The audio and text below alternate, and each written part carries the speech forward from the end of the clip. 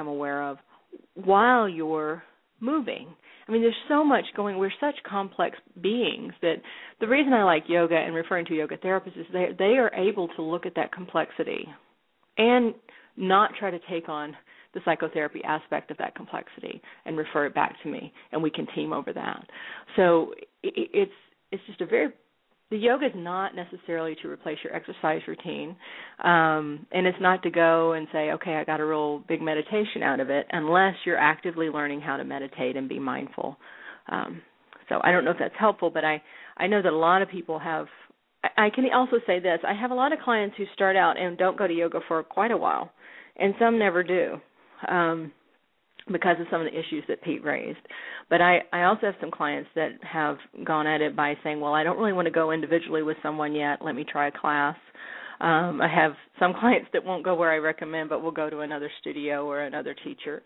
And I try to partner with them as well and, gaming experience as much as I can as well. So, Pete, do you have a follow-up question on that? Or? Yes. Just one. Do you recommend everyone include yoga, or is that just some of your patients or you recommend yoga to? That's a good question. I don't have as okay, if you come to Dr. Elisabeth Crim, you're going to go to here. It's not a regimen. I assess everybody individually, and some people come in with a yoga practice, and they're already actively there, and they're attuned to their body, and I can reference that, and I don't feel as strong of an urge to send them to that referral, but I'm always considering it. It's just like with psychiatry. I see the yoga therapist, the acupuncturist, we haven't talked about that too much, but the acupuncturist that I refer to, I see them equally in my mind as when do I need to refer, when do I refer, as I would with a psychiatrist. If someone comes in with anxiety and depression, I've got kind of one eye watching. Do they need medication? Do they need an evaluation for medication? Are they getting medication treatment already? I'm kind of looking at all of those pieces and just assessing so that I am doing my best practice of offering psychotherapy, which includes making appropriate referrals to create the team around the client I'm treating, not just what I do in that therapy hour. Thanks, Peter. Really appreciate your question. Okay. Thanks. Okay. I appreciate your answer, Dr. Crim, in terms of that type of difficulty. Individuals walk into our office, and they have so many different styles and ways of expressing their needs as well as expressing the way they're going to be healed. I believe that some people heal because they do those hard cardiovascular workouts, and they pour those endorphins in their system, and they get the circulation and the vigor and the vim, and that's an antidepressant. We now know that's an antidepressant, one of the most effective, as well as it helps with brain function. Absolutely. Forestall Alzheimer's and dementia. That rigorous cardiovascular exercise is essential for so many individuals. Yoga, my understanding, has so many different types that some are vigorous to the point of being way beyond the cardiovascular high-mile run, and some are the gentle and the calming.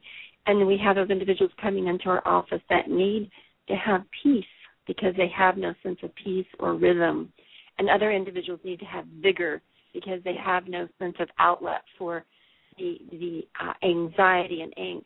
Some of us are expressive and some of us are repressive. Some of us need to go out there and be dynamic, and others of us need to go inside and be calm. And those are just some of many variations of how people walk into our office. And I think that Pete's question is so good. Is every therapist going to use the same hammer for every individual? And the answer is no. We can't afford to use that same hammer because that same hammer doesn't match the variations of individuals that walk into our office. That's one reason I love this profession. There's so much variation, and there's no need for us to be adherent to just one modality or approach. That's correct. That's correct. What's your reaction to all of that? Well, no, I'm saying yes, and I'm really glad that I'm really talking about the yoga, but in response to the question. But I really am glad that you're also really honoring the role of other exercise and running and endorphins and all those pieces. And you are right. There's lots of types of yoga, and I think what I'm also saying with the yoga is that I'm referring to a specific person to help guide that person into their process. That doesn't mean don't go running. It doesn't mean if you're a biker, don't go biking. It's it's about being in your body and paying attention. I think also, when you were saying it's individualized and looking at, I think a lot of therapists out there, not a lot, I shouldn't say a lot, but I think there are those out there who do kind of can get stuck in a rut of applying one response. This is how we treat this. And I think by and large our field wants to see each individual as unique, as having a separate set of way of joining and attaching and being in their own body, in their own life, and in their relationships. And I think that's where, my approach is based in an intersubjective approach, where I'm with each patient, and when I'm training and teaching other therapists, I'm talking about looking at each patient and what they're bringing in and what we as the therapist are bringing in, so that we're aware that we are also participating in the dynamic. What we bring to the session is going to also elicit different things from each client. I can't tell you how many different clients I've had say, well, I'm having a very different experience with you than I've had with other therapists. And I'm like, well, I would expect that because I am a different person. And what I bring into the room is going to be different than what your last therapist or even your next therapist will bring into the room with you. I think what I try to train to and teach to and what I try to practice is being attuned to those differences, both within myself and with the patient. What is happening between us, so that I can recognize that. I mean, an example of this is I had a client who I referred to yoga, and if you were to ask me what I think she needs to be in her body. To this day, I still think she needs to be in her body. But my referral to yoga began to become an enactment of a dynamic where she felt like I was being kind of like a parent controlling her and telling her what she had to do. And that wasn't where I was coming from by any means, at least not intentionally. But it really, the cool thing is it opened up this whole other dynamic in our work that we could then talk about this issue that really had not been present in the room before, of her issue of feeling controlled or having someone tell her what to do or tell her this is the way, because our whole work really is about getting her to listen to herself. So if she can really stand up to me and say, no, this is not what I want to do, I want to do this, it still works. Do you know what I'm saying? And eventually she said, well, I decided I want to try Tai Chi. And I said, that's great. I think there's a lot of literature on Tai Chi as well, and the goal of my referral, it has nothing to do with yoga's the answer for everybody. It has to do with wanting you to be present in your body and in your breath and in your movement, regardless of how you achieve that and feel that and experience that. So, yeah. I think that, historically we have a funny phenomenon that's happening in this day and age. Every decade of being a psychologist, I've been a psychologist now for 4 decades, so every decade I watch different issues come up from the community and from the way we live.